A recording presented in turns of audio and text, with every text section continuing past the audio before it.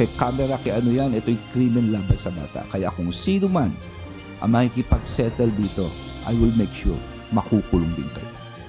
Pangalagaan ng kapakanan ng kabataan ang mahigpit na bilin ni Pangulong Ferdinand Marcos Jr. sa mga ahensya ng pamahalaan. Kaya ang Department of the Interior and Local Government at Department of Justice nagbabala na sa sinumang nakikipag-areglo sa mga kaso ng online sexual abuse or exploitation of children o OSAIC at Child Sexual Abuse or Exploitation Materials o CSAM. Ayon kay DILG Secretary Ben-Hur Abalos, partikular na hindi dapat nangyayari ang settlement o aregluhan sa level ng barangay at maging sa pamilya ng batang biktima ng pang-aabuso. Hindi pwedeng isettle ito sa barangay. Maski magkakamag-anak. Kaya nga doon nga nangyayari yung masaklap dito eh. Itinuturing na hidden crime ang online exploitation sa mga bata dahil mismong sa kanilang mga tahanan nangyayari ang krimen.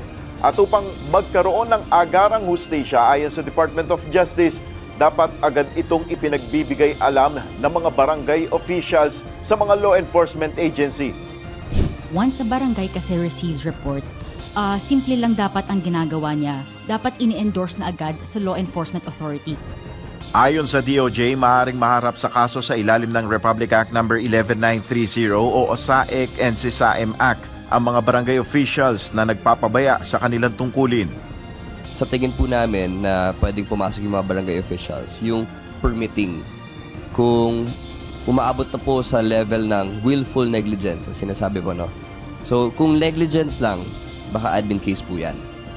Iniutos naman ni PBBM ang paglikha ng isang sentralisadong paglalagyan ng mga ulat at impormasyon ukol sa OSAIC at CSAM. Plano rin ng National Coordination Center o NCC na gawing partner ang mga negosyo, mamamahayag kasama ang mga broadcast station upang mapalakas ang kampanya at itaas ang kamalayan ng publiko ukol sa online sexual abuse. Isang executive order naman ang ilalabas ni Pangulong Marcos ukol sa kampanya na ito ng pamahalaan laban sa online exploitation. Nel Maribuhok, UNTV News and Rescue, Diyos ang aming sandigan, serbisyo publiko ang aming pinahalagahan.